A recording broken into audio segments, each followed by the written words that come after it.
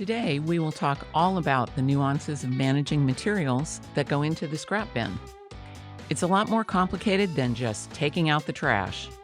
In this episode, we'll discuss the placement of scrap bins, what belongs in the bin and what doesn't, turnover, and how proper management of the scrap bin can reduce costs and produce revenue.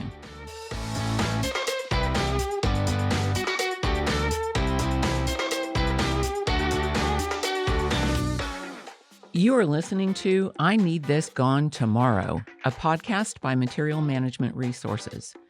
MMR is a full-service investment recovery firm serving a variety of industries, including oil and gas and utilities. On this podcast, we talk all about responsible investment recovery, which is more than an afterthought. It can become a strategic advantage and differentiator if it's handled properly. This podcast is about how you and your company can leverage investment recovery in your projects. My guests today are Melissa Graham and Stephen Williford. Welcome and thank you for being here. Thank you for having us. Thank you. Excited to be here. So, scrap bin management might seem like a throwaway to a lot of people, but you guys know it's anything but. What are the most common misconceptions about scrap bin management that you've experienced? Well, I think the most common misconception is easy just to throw something away.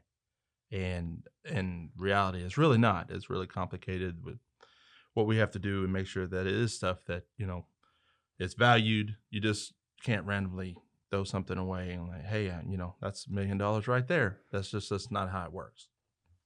And I think another misconception is what it's worth. A lot of people think if I throw it in a scrap bin that it's not really worth as much as, if we go to sell it or something like that. That's not commonly true. It's just maybe that you need a scrap bin to, that fits your material. Say, for instance, if you have wire usually comes on a spool, but if you don't have it on a spool, it's like spaghetti trying to put it on a truck. It's easier to put it in a bin in that case. You still get, your max value out of it. You just needed a box at that time. So. And we see the misconception of people thinking it's going to cost me to recycle this material because they're so used to having to pay for waste bins and things going out that way that they don't realize that there's a value associated with the metallurgy that may be put in a recycle bin. And so, if they contact a company and the company says, hey, we'll drop bins there and we won't charge you anything and we'll just take it away for you. They think, oh, great, it's not costing me anything, but they're losing out on that revenue that could be coming back to them by not going through the process. And it carries over to my personal life in that watching a home improvement show and the woman's pulling out copper pipe and she's like, yeah, I found somebody that'll come and take it away from me and I'm not having to pay anything. And, I'm yelling at the TV, no, there's value there. That's funny because I go around doing that too. Like, yeah. This guy needs me. I don't know what he's doing, but he needs me.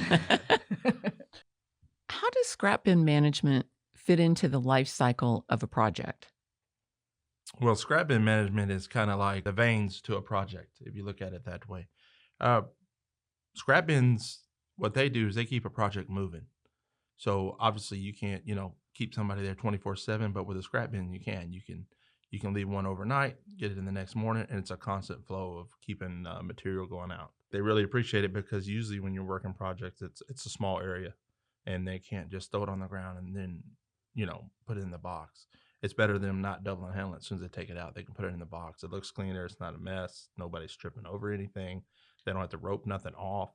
And it's a continuous cycle of moving material out every day.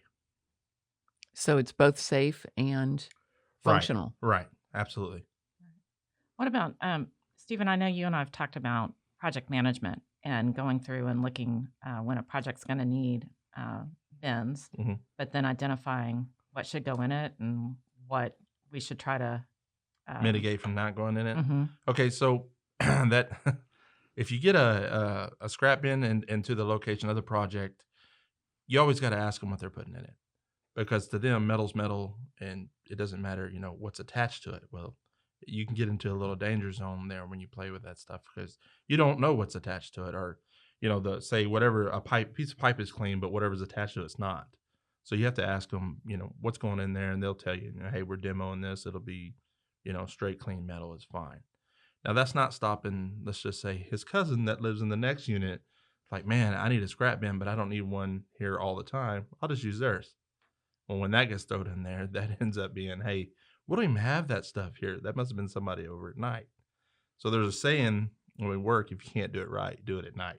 If you can't do it right, you do it at night. Is that an MMR thing, or is that more of a job site thing?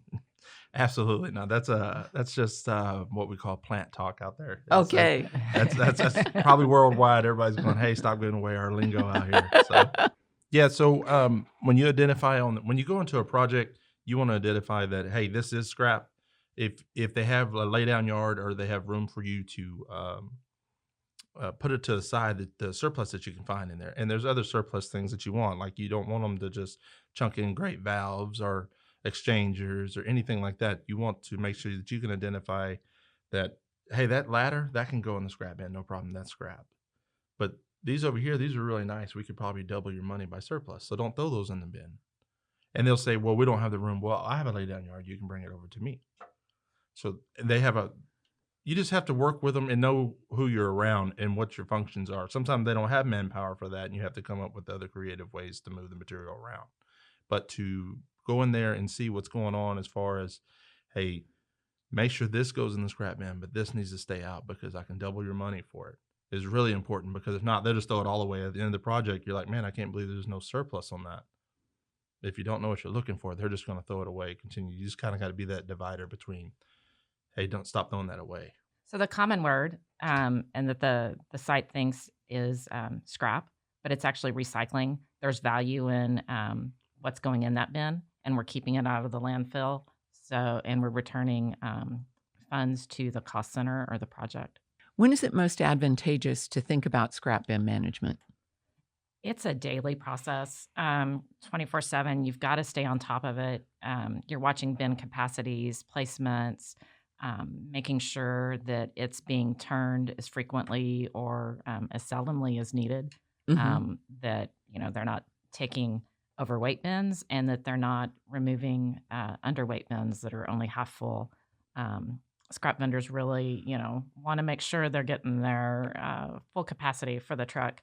It's best to think about at the beginning of a project rather than the end, because if you try to do it in the end, it's like you've already prepared, your meal. Now you just can't just scrape it all off and try to do it again. If you get it at the beginning, then things works out a little bit smoother than because you're going to hit hiccups no matter what project you do or what scrap bin you do. You're going to run into nothing but little hiccups here and there. But that's life. Everybody runs into it, and that's what we're going to do. But as far as 24/7, yes, absolutely. You can't just say, oh, okay, I'll see you guys on Friday, and it's Monday.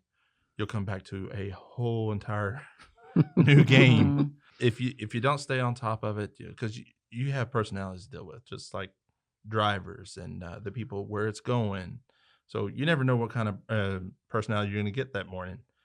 What you get in the bins and how much work you put into it, it really makes the job a lot smoother going into the end of the week.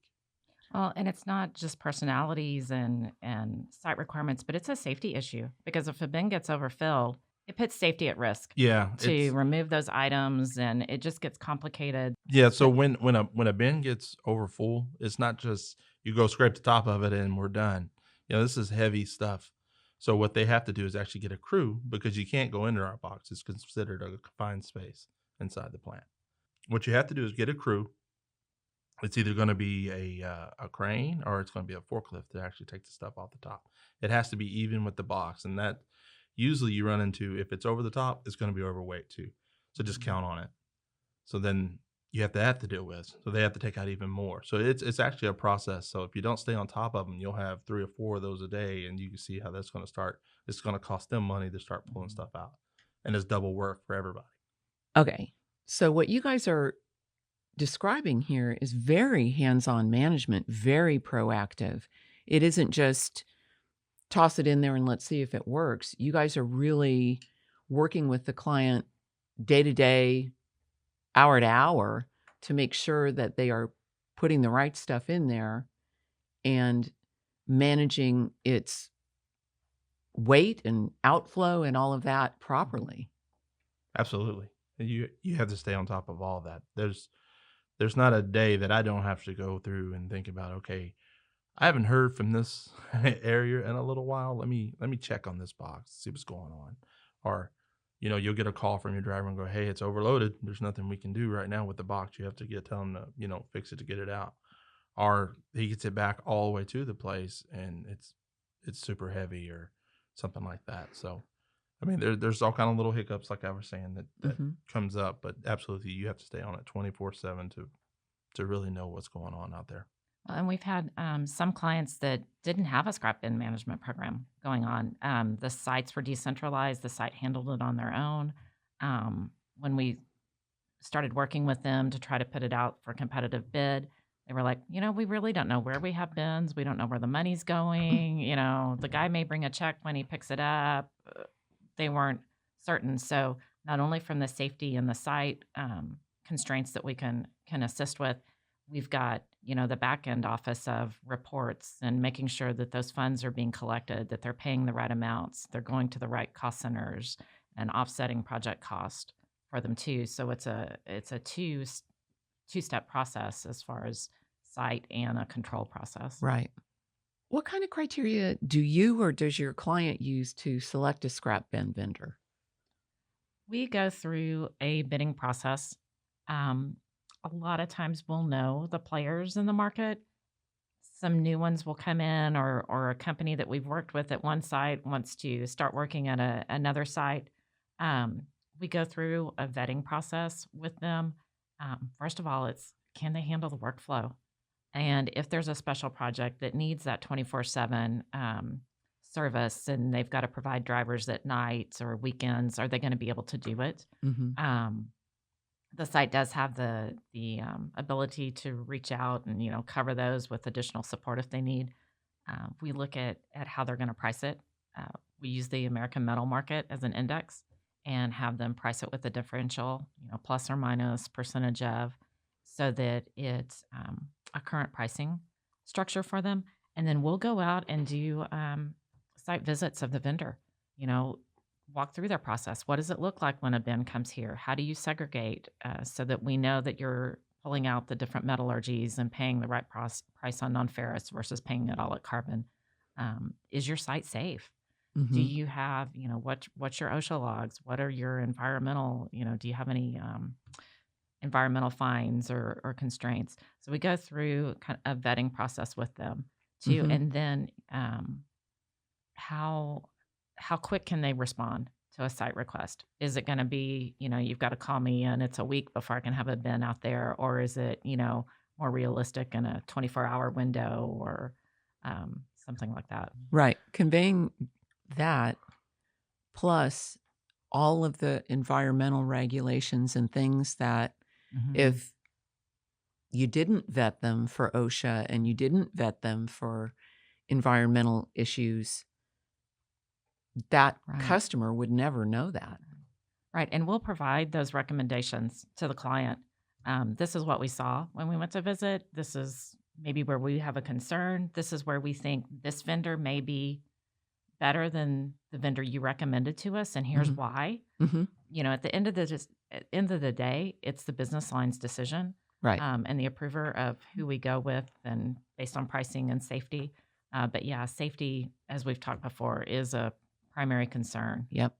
Can you tell us about a time when MMR started managing the scrap bin for a client and give us a few details about the difference that it made to them? Okay. I had a project. It was a big project that they were doing. They were putting in a massive expansion, and the current person we had inside was he couldn't handle the mass flow that just all of a sudden hit him. So he was backed up. So what we did, we went and we, just like Melissa said, we go out and we go find the buyers and we found one that could handle the workflow. And right away I'm going, oh God, it's going to be a nightmare because they're already in there. We got to get these guys in there. We got to put them where the bins are, everything. And it wasn't. We actually handled it pretty well. They worked with us perfectly. And what we had to do was when one bin left, the other one came in, it was like it never stopped. But once we got them in there, the workflow came out way better because it wasn't slow. No one was getting held up. The expansion of the project went well because they didn't have to worry about, can we get this hauled out? And they even came back and said, hey, I wasn't even sure that we could do that. And you guys found homes for stuff that we didn't think would ever leave this site. It'd become, plant life inside here. On another case that we had is we had this certain material coming out. We could not get it out through a regular vendor. Okay. And it's a common thing sometimes. Certain vendors have certain rules. They won't take certain things. They have to have it certain ways. Some other vendors go, hey, we'll do the work here. So we had to find that for a couple of the sites that, they're like, hey, we're stuck with this. Help us. We don't know what to do. Can you give us a path forward? Yeah. There's always an out. So we went to them. We talked it out. We gave them the layout plan of it. And this is how this is going to go. This is, if we do it this way, we should be able to get it out. No problem. Everyone's safe. They were super happy because they didn't have to look at it anymore. It was an eyesore, and we got them out of audit trouble. Yeah, when we do that, we've looked at the vendors. We've seen how their prices align with the current service. So, while it may not be a service issue to trade them out, it might be a pricing, or they might give up a little bit on the pricing because they're receiving better service, and they're not having to incur cost on the site to ready the material to leave. It's a cost savings for them, and so that cost savings might offset a little bit of a difference in the price they're receiving back. And then we pull it in, and we're making sure that that's going to the right project, to the right company codes. The metallurgy is being captured as far as what left in case they have to do reports on the back end as far as, was it carbon steel that left or stainless? And we can give the project managers, here's how your project's doing real time. Can you give us an example of when it was really beneficial to the client to have active management of the project? Yeah, so like I was saying beforehand, the expansion that they had on the project, reason why we made the workflow work so great was all the prep work we had beforehand. They called us, they let us know, this is the overall project, and this is what we want to recycle. Can we do this at, 3 months down the road? And absolutely we can. We love that kind of stuff because that gives us, the utensils we need to prepare for what's going on. So we had nothing that would slow down the project as far as, hey, we have this now. Good, we're prepared for it. We have the truck ready. It's waiting at the gate for you. Boom, put it on the truck. It's gone. So just like being prepared, everyone loves to be prepared. You don't always get the time, but when we do get the time, we take the advantage of it, and we have everything setting ready for you to, fully function, safely get it out, and the project never stops. Right. And we were able to identify what wouldn't go in the bins. And so what we would need flatbeds for, or a different type of trucking. And we were able to stage that, leave a flatbed there, let them load it up so that, as Stephen mentioned, they weren't having to move it twice. Because if we can help them and only move it once, it helps with their project cost as well. And we found one recently too in the Gulf Coast area that they were paying a vendor to remove the scrap bins, and started talking to them, and it's a new project there, and we were able to quickly bid it out, get bins in place, knew what their project requirements were, and so now they're receiving funds back versus funds going out, so it's drastically reduced the price of their project to the tune of, we've been doing that since September of 19, so just about a year, and then, already 192,000 has come back to their project for 950 gross tons of material. Wow. Yeah. I don't even know what 950 gross tons looks like. That's a lot. Lot. Well, in the expansion project Stephen's talking about, it was 5,400 gross tons of steel and $660,000 back to their project. Let's talk about placement. How do you determine the best spot on a job site? It's just like anything. Location, location, location. It is so important. I mean, there's safety. Are there overhead lines? Are there, power lines? Are there pipeline from the unit running over those? Are there hazards like a fire hydrant that might be there that the truck driver could accidentally back over or, not see. So you want a clear area. You want to inspect it first. I know when I've gone out to visit Stephen at the job site, he'll take me by some of the bin locations, and because of the way the roll-off bins come off of the truck and it lifts up, you've got to have clearance for it to be loaded and unloaded versus just sitting there. And I'll look at that spot and I'll think, there's no way. I'm glad I'm not the one having to pull that one out of there. Because there's been some that have been really, tight spots of right in the unit in an active and the pipeline going right over it. Or there was a project that he took me to and showed me that it was a laydown yard. And I mean, they had to have a bobcat move the bin even out to an area that you could bobtail, absolutely, that you could load it with, and it had to be basically arranged with the guys in the unit because they might have project material that's going in for the turnaround laying in the way of it. So you had to coordinate. Look, the bin's getting full. We need that material moved so we can pull it out and keep the project moving.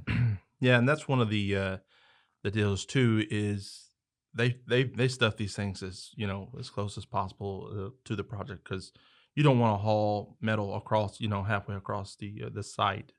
Anything can fall off a forklift, whatever they're hauling it with. So they're trying to put it on the project, and not all the time. Like Melissa said, that Pacific project she was talking about is we couldn't use the full semi to get it anymore. We had to use a bobtail, which is a smaller truck. So as the full semi, it was so packed in there that he couldn't, make the right curve to pull it up on the box. If you've never seen how a scrap box is put onto the trailer, it's just a winch system. It has two rollers at the front of the box. You hook it up and it winches up. So the box, like she was saying, it elevates. It goes about 40 feet in the air to drop it. So you need that clearance too. And that's considering your power lines, your pipe racks that run above you. That's considering people out of the way. Because if you've ever been on any kind of turnaround or any kind of unit, there's people everywhere just walking because they're all trying to get their job done too. So you have to put this huge truck inside this little area and make sure he drops the bin perfectly where he's not blocking the road. He's not too close to anything they're working on. He has to be just right. That's why it's so specific on where do you need the box because you don't want to have to double it twice. Another thing that you have to look for with scrap bins is you have dangerous areas that you have to go into. So if you go into an area that has blinking lights, you're already in trouble. So you have to look out for that kind of stuff. And the driver, not all the time, he's just a driver. He comes in, he's not going on. He doesn't know all the rules. So if you're not there and he just drives into, say, this active unit that they're running, some kind of gas or something like that, he'll drive right through it. And then you got a big problem. So always go out and inspect and what's going on. And a lot of times, if you don't do that, you'll go to your box and it has nothing but wood in it. But I think we're going to touch on something like that, or what happens to your boxes when they get placed, because not all the time do you retrieve metal back. Right. But it's the box life, and that's how it happens. What happens when something goes into a scrap bin that shouldn't? The phone starts ringing first. Yeah. So if you're in a situation with for just a couple of examples, what should never, ever go in a scrap bin would be something that has norm, which is radiation. And that could be something as simple as a piece of concrete. But what it does is where they do the norm test, it doesn't tell you, like, hey, this piece is norm. It just does the whole box at one time and says, this has norm. So when it gets back to a scrap vendor, they're like, hey, we can't take that. It has norm. It needs to go back. So once it goes back to the site, they have to either dump the box or have someone goes in the box and find what is going on with that one piece. Or it could be a multiple pieces. It just depends. That's one example of going to be a bad day. When you get stuff like, so norm probably the worst nightmare ever because you just can't get a regular guy to go out there. He's got to have a Geiger counter with tests for background to make sure it's not harmful for anybody. You have to have a hazmat team to go in there and look for it. So it just becomes like an endless cycle of uh-ohs is what I call them. So that's one example. That's probably the worst one you could ever get. We try to educate the business units. And if a new project's coming up or a new area is requested a bin, we might go out and visit them and find out exactly what material's coming out Mhm. and try to do education. If there's fencing going in, well, let's try to limit the concrete that's being placed in the metal bin as well. If there's bolts, we'll ask them to please norm test them before they put them in because they might have been subject Right. to radiation. And so we try to do the preventative on the Mhm. front side as well. Excellent. Another example is exchangers. You don't want to put exchanger bundles in it. For the reason is it's like having a giant pencil in a box. When the driver takes a turn, it'll roll and it could shift his box right off the back of his truck and create an accident. So it's a rule, you don't want to put that in. It's a lot of weight rolling around. Mm-hmm.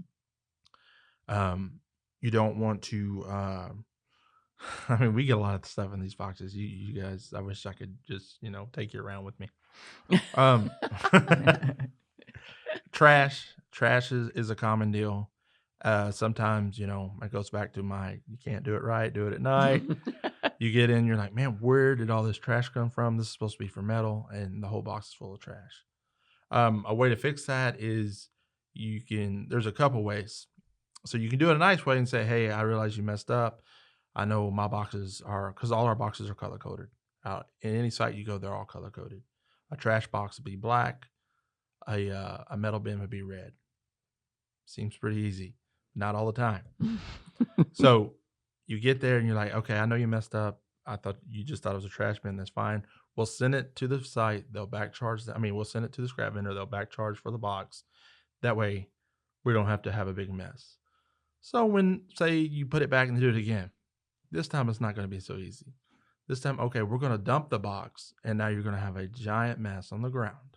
Okay, this is just because if you don't, they're just going to keep doing it and doing it because there's no repercussions to it. I've had it so many times where they just they just keep piling in there. So if you dump it, take your box away and don't put it back. You'd be surprised the phone call you get next. Like, hey, I have a mess. I know. The box the trash goes into the black box, not the red box. And they usually after that, it kind of settles down of, okay, we'll put nothing but metal in the red boxes. So when there's high value stuff that goes into the scrap bins, a lot of times it's not cost justified to pull it back out. Like I said, you'd need a team to pull it out. What you want to do is go to the client and tell them, hey, next time you come across this kind of material or whatever widget they put in there that we know that's high value, can you call us first before you put it in there? And we'll actually come out and tell you, don't throw that in there because that's actually worth a lot of money more than scrap. So you just try to keep, stay in their ear constantly whenever you get stuff like that. But most of the times, if it's in the box, it doesn't cost justify. We would love to pull it out and put it down, but it's going to cost him manpower, crew, that kind of jill to pull it all out. Can you describe the workflow when a client has MMR manage it? Okay, so in areas where MMR manages the recycling program, we'll receive calls that a bin is needed. We'll find out project specifics. If it's a one-time, if they're going to need just one bin, how many bins do you need? Are there special loading requirements? So we ask questions up front, make sure we understand their needs. We contact the scrap vendor, have them drop the bin. We'll make sure we've got appropriate approvals in place for the material that's going to be loaded, and that we've got any accounting information that they provide so that once the funds come in, they go to the right center. The material's loaded, the site contacts us, we have the bin removed. The vendor pays based on weight, so we're getting weight tickets from the site and the vendor. We're making sure that the metallurgy that was removed is priced according to contract. We report that back to the client on a monthly basis and provide them, specifics as far as here's what's left, here's how it was paid, and here's the funds, and this is where it needs to be allocated to. So just to put a light on it, we're not just going to send a driver and just let him go randomly to the box. He's going to have an escort. Usually it's us on the ground that's going to escort him in. He's just not going to I'm going to pick that box up today. And you need that for, safety precautions coming in, especially if it's a new site, no one knows what's going on. You need those extra set of eyes. Even when he's picking the box up, make sure, hey, stand back, please. We're trying to get the box. get, you're at least 10 feet away from it. And because you'll be surprised, you'll have people just walk right by and say, hey, stay out of our area, because, that box will crush you. It is heavy. So, it's just things like that. They're never alone when you start a project. Maybe after 6 months, we'll feel, safe enough for him. Okay, where the box is, go get the box. But we're still there anyway, so we might as well just escort him like we always do. What's the most responsible way to account for scrap materials leaving a site? From a controls perspective, the first thing is making sure you have the approval of the material to leave the site. Material's not supposed to leave without that being in place. A lot of our clients inspect the bin before it leaves. It's one of the steps in the process. The driver picks up the bin, goes by the warehouse. Somebody puts eyes on what's actually in that bin as it's going out. So that's a way to notice those high value items, or maybe some of the other items that shouldn't be in there before it even gets to the vendor that Stephen talked about. And they scale in and out. That way we know what the estimated weight is for that bin and what we should be seeing that the vendor's paying. One of the most interesting things we found, and we educated ourselves, was we were seeing like 30,000 pounds difference in some of the weights. Come to find out, the vendor would remove the bin to their yard and then not weigh it until the next day and just use a yard truck to move it, which isn't as heavy as the truck that goes out on the road. And it was the difference in the truck weights. But when it first came up, we're like, whoa, what's going on here? Somebody needs to go out and physically watch a load coming into the yard. What kind of reports does MMR generate for the client? We generate on a routine basis a monthly reconciliation of what's being reported. But we have the ability to pull reports by cost center, by metallurgy, by project. So it's whatever the client needs. And we kind of pride ourselves on that, if we capture the information, which we're capturing everything we can off of that ticket, that we can report it out. And so we work with our clients to see what type of information it is that they need, and we'll tailor the report to them. And if it's a report that we've been providing for 2 years and all of a sudden they want something different in it, we can tweak it. It doesn't have to it's not a static report.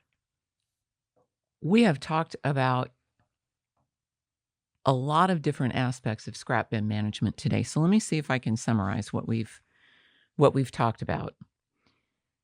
First of all, managing scrap bins is a time-intensive and detail-heavy process. And the management of a scrap bin, in order for it to be productive, has got to be proactive. In scrap bin management, there are lots of ways to overlook value. And proactive recycling, which is really what scrap bin management is, can turn what is a cost to a client into revenue that can go to their bottom line. Yeah, so if you just give it to MMR, we'll catch it. I really want to thank our guests, Stephen and Melissa, for sharing their time and expertise with us today. It was a pleasure to hear you guys talk about scrap bin management, and we appreciate it. Thank you for having us. Yes, and you're welcome. We love the opportunity to talk about what it is that we do. To learn more about material management resources and how we can help you responsibly handle surplus materials and molecules, visit us online at materialmg.com.